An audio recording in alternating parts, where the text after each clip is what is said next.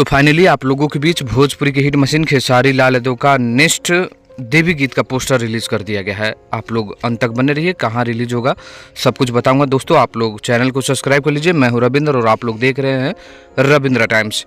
गाना का बोल रखा गया है भले अइलू देवी माई। इस गाने में भी आप लोगों को पहले वाले ही एक्ट्रेस यानी डिम्पल सिंह नजर आएंगे खेसारी लाल यादव के साथ।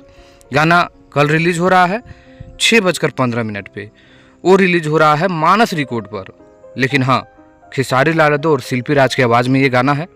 कमाल का गाना है। और सबसे कमाल की बात तो ये है कि इस गाने को टुनटुन यादव लिखे हैं। और टुनटुन यादव ऐसे मशहूर राइटर हैं कि दर्शकों को कभी निराश नहीं करते हैं। जो पिछले वाले गाने से दर्शक काफ़ी नाखुश थे, लेकिन इस बार खुश दिखेंगे। टुनटुन यादव लिखे, आर्या शर्मा का म्यूजिक है। मानस रिकॉर्ड भोजपुरी यूट्यूब चैनल पर 6:15 में कल इसको रिलीज कर दिया जाएगा। तो आप लोग बने रहिए। गाना का बोल कैसा लगा और आप लोग वेट कर रहे हैं कि नहीं इस गाने को सुनने के लिए, कमेंट करिएगा। मिलते हैं नेक्स्ट वीडियो में।